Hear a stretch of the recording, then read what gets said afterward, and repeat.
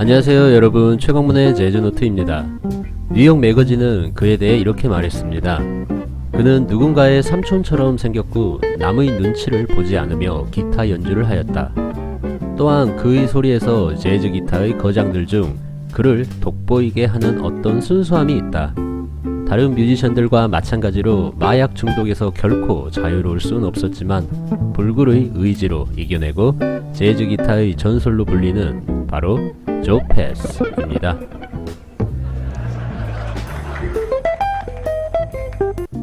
조 패스의 재즈 기타가 유명하고 교과서로 불리는 이유도 아마 코드를 연주함과 동시에 솔로 플레이를 하는 거죠. 그의 클래식 테크닉의 왼손 플레이와 핑거 스타일의 오른손 플레이는 재즈 기타의 큰 발전을 이뤄냈습니다.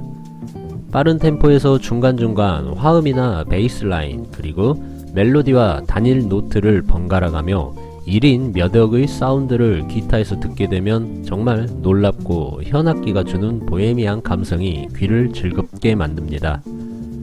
좀 어렵다 보니 기타를 배우는 사람들이 그의 플레이를 따라 연습하고 도전했다가 포기도 많이 한다고 하네요.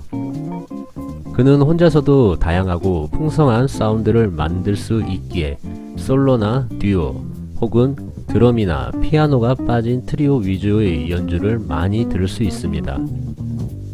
대표적으로 엘라 피츠제랄드와의 듀오 연주와 오스카 피터슨과의 트리오 연주는 재즈 기타만이 선사하는 조용하고 잔잔한 감동을 느낄 수 있죠. 조 패스는 1929년 뉴저지에서 태어났습니다. 아버지는 이탈리아 이민자로 제철소 노동자였으며 아들이 자신의 발자취를 따라 제철소의 노동자가 되는 것을 원치 않았죠. 어렸을 때부터 아들의 기타 재능을 보았던 아버지는 꾸준히 연습하라 그를 독려했으며 노력은 결국 결실을 맺었습니다. 14살 때부터 전문적으로 연주를 시작한 그는 미국 전역을 돌아다니며 다양한 환경 속에서 연주 활동을 하였습니다. 하지만 그의 아버지가 아프고 집안 사정이 어려워지자 고등학교를 그만둔 뒤 뉴올리언스로 이사하여 재즈 클럽에서 연주를 하게 됩니다. 어린 시절부터 부모님과 떨어져 살아서일까요? 이때부터 그는 젊은 나이에 마약 중독이라는 어두운 세계로 떨어지게 됩니다. 그리고 중독이 악화되면서 연주는 점점 하기 어려워졌으며 1950년대 대부분의 시간을 감옥과 마약 재활시설에서 보내게 되죠. 결국 1954년 그는 마약 소지 혐의로 체포되어 연방 감옥에 갇혔습니다. 그리고 그 경험은 그의 삶에 변화를 주기 충분했으며 캘리포니아의 시나논 약물 재활센터에서 2년 동안 마약과의 싸움을 하였죠. 다행히도 조 패스는 재활센터에서 자신과 비슷한 처지의 재즈 뮤지션들과 함께 하였기에 성공적으로 재활 프로그램을 마치게 됩니다.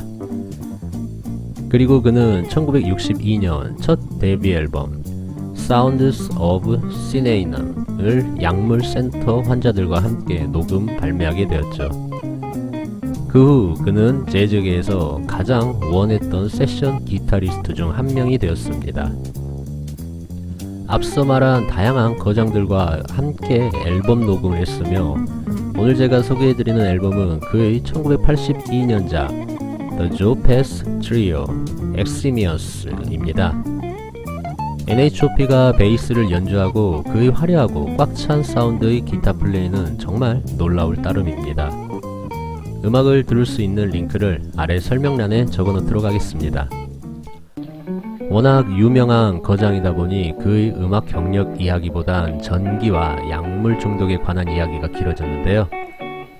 그는 늦은 나이에 결혼도 하고 다양한 연주 활동을 펼쳤으나 안타깝게도 1994년 간암 진단을 받은 후 65세의 나이로 세상을 떠났습니다. 그는 뛰어난 기타의 재능만큼 아주 겸손했으며 또한 훌륭한 교사이기도 했습니다. 그리고 음악 분야에서 그의 오랜 경력은 끝없는 인내와 지구력에 대한 증거라 할 수 있으며 전 세계 많은 음악 대학들이 오늘날까지도 그의 독특한 기타 스타일을 연구하고 개발해냈죠. 지금까지 시청해주셔서 고맙습니다. 구독도 한 번씩 부탁드리면서 다음 이 시간에 유익한 뮤지션 및 앨범 이야기로 다시 돌아오겠습니다. 감사합니다.